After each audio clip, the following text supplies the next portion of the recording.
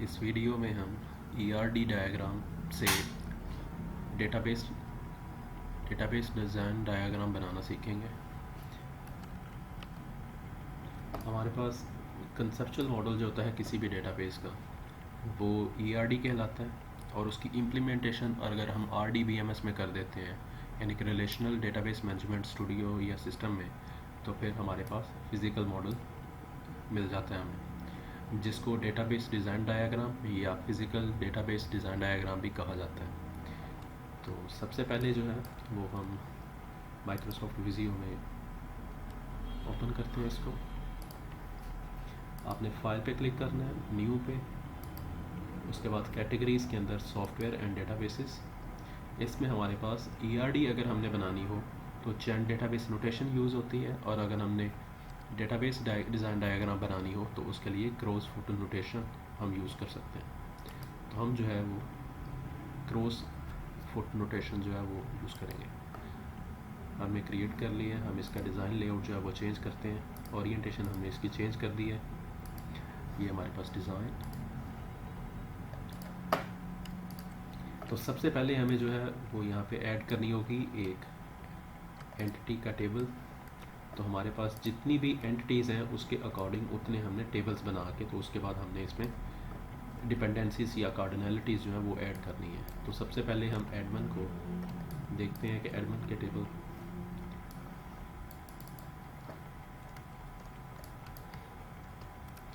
के टेबल में यहाँ पे हमारे पास एंटिटी का नेम आएगा एडमिन।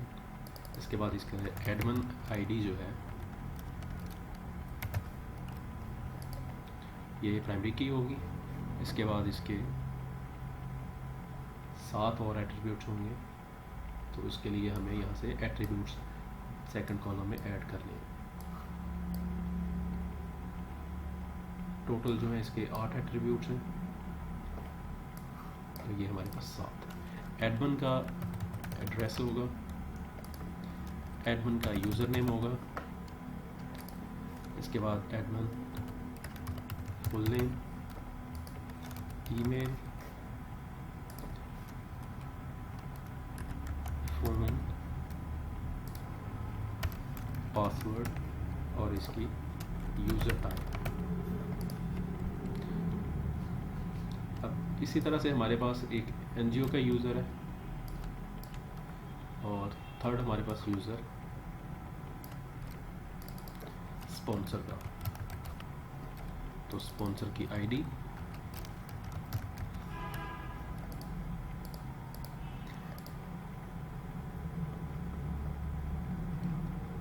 इसी तरह से हमारे पास NGO की ID ये प्राइमरी की होगी।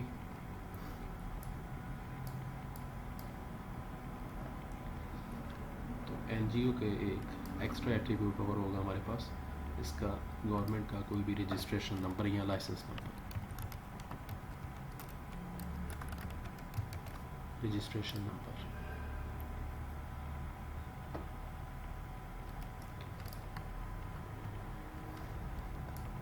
जैसे ही कोई एडमिन जैसे ही कोई NGO का यूज़र जो है वो सिस्टम में रजिस्टर्ड करेगा, तो नेक्स्ट इसकी एक रजिस्ट्रेशन रिक्वेस्ट बनेगी।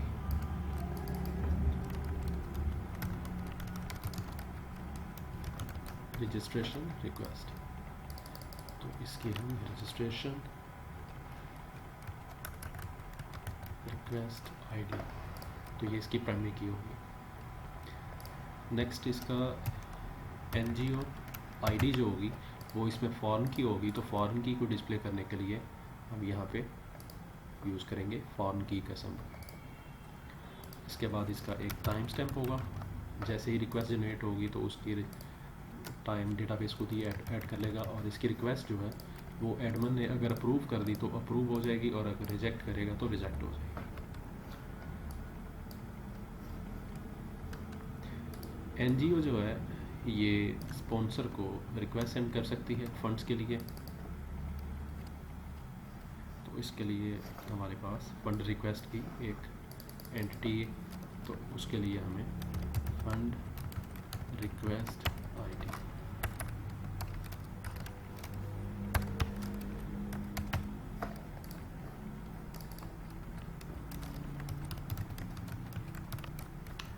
Fund request.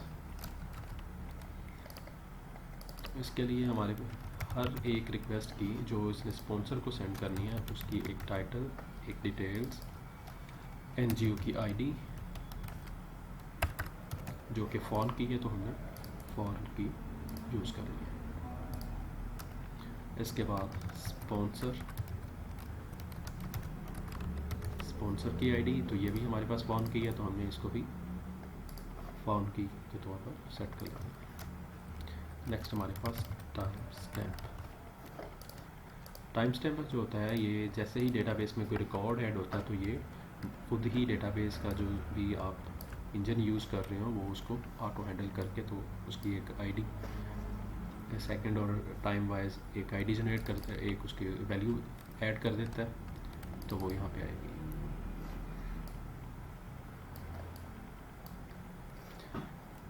अब एनजीओ जो है ये कोई ना कोई डॉक्यूमेंट्स अपने जो भी इसके होंगे वो उसको अपनी वेब एप्लीकेशन पे डिस्प्ले कर सकती है, तो उसके लिए हम डॉक्यूमेंट्स का एक बना देते हैं।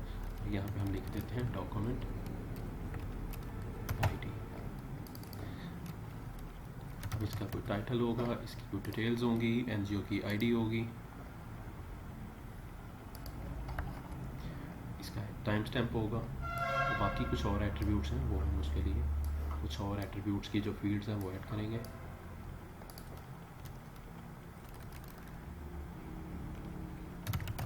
फाइल जो भी आपने इसको दी होगी, इसके बाद इसकी dir पाथ होगा,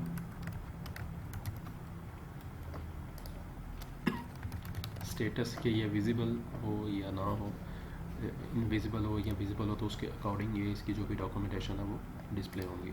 और फिर एनजीओ आईडी,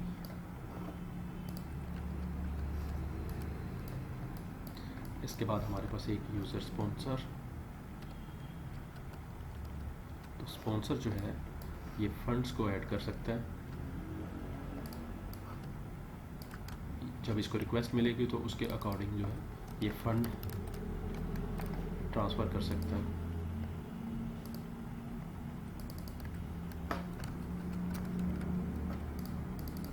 तो इसकी फंड आईडी ये इसकी प्राइमरी की होगी, जिस एनजीओ को ये करेगा तो वहाँ पे हमारे पास रिक्वेस्ट आईडी आएगी, रजिस्ट्रेशन रिक्वेस्ट, फंड रिक्वेस्ट, तो फंड रिक्वेस्ट की आईडी हमारे पास आएगी, फंड रिक्वेस्ट आईडी। तो ये एज अ फॉर्म की यहाँ पे यूज़ होगी और इसकी अमाउंट। तो ये हमारे पास इस सिस्टम की जितनी भी एंटिटीज़ थी वो हमारे पास बन चुकी हैं। 1 2 3 4 5 6 7 2 2 4 2 6 1 7। अब हमने इसमें रिलेशनशिप्स को ऐड करना है। एनजीओ जैसे ही रजिस्टर करेगी तो इसकी एक रिक्वेस्ट जो है वो एडमिन के पास जाएगी, एडमिन उसको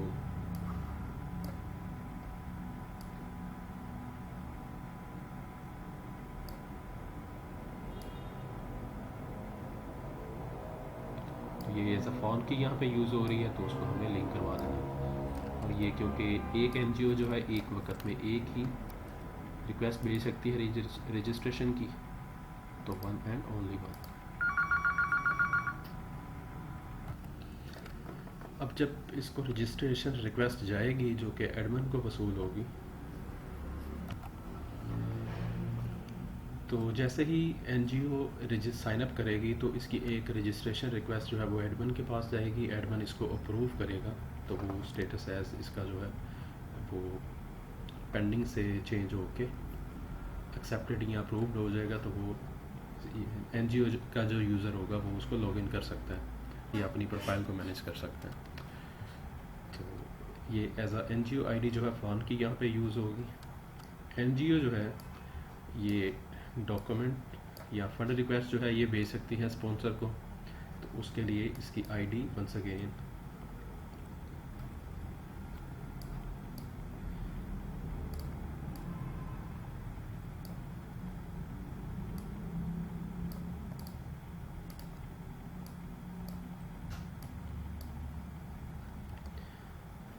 एनजीओ की जो हमारे पास होगी,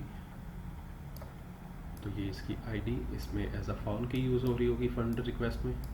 और नेक्स्ट ये जिस स्पॉन्सर को ये सेंड करेगा उसकी प्राइमरी की यहाँ पे एज अ फाउंड की यूज़ हो रही होगी।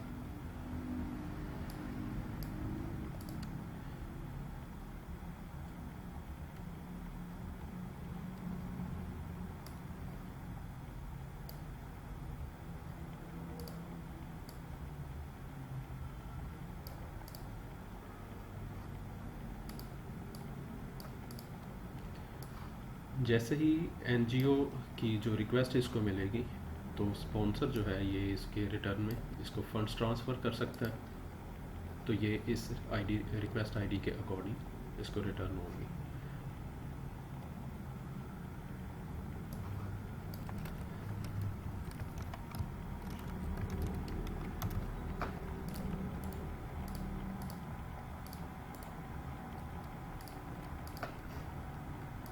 तो इसकी प्राइमरी की जो है ये एज अ फाउंड की इसमें भी ऐड होगी। तो ये एक वक्त में एक फंड जो है ऐड होगा, तो वन एंड ओनली वन।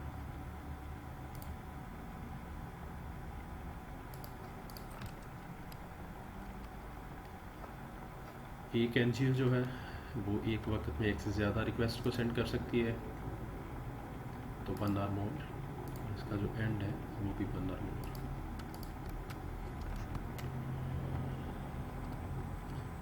एक फ्रेंड रिक्वेस्ट में जो भी इसकी एक फंड रिक्वेस्ट होगी उसके लिए वन एंड ओनली वन का इसमें कार्डिनलिटी होगी, वन एंड ओनली वन। और जो यहाँ पे एनजीओ जो है एक वक्त में एक से ज़्यादा डॉक्यूमेंट्स को अपलोड कर सकती है, जो कि स्पॉन्सर या एडमिन देख सकते हैं। तो ये इसमें इस्तेमाल।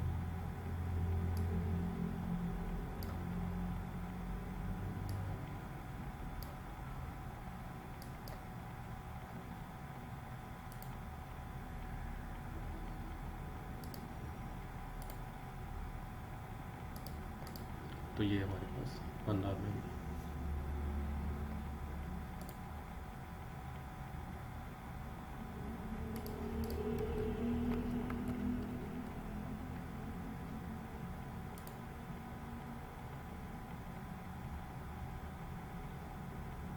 इसका स्टार्ट जो है 0 एंड जो है 1 आवर। तो स्पॉन्सर जो है वो एक से ज़्यादा फंड्स को सेंड कर सकता है। तो ये हमारे पास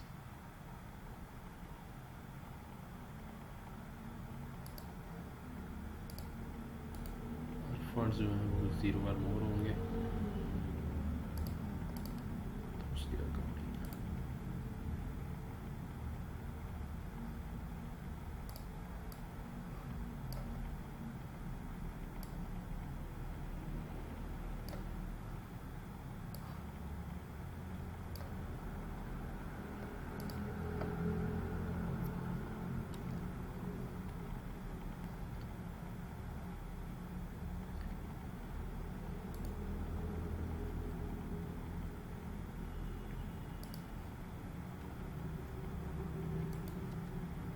तो फ्रेंड रिक्वेस्ट इसकी जो वो फंड रिक्वेस्ट जो होंगी वो 0 और या तो वो कोई भी नहीं भेजेगा या मोर देन 1 होगा।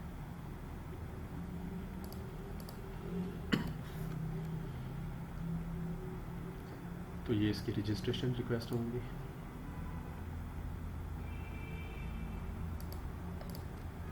तो ये हमारे पास कंप्लीट हो गया।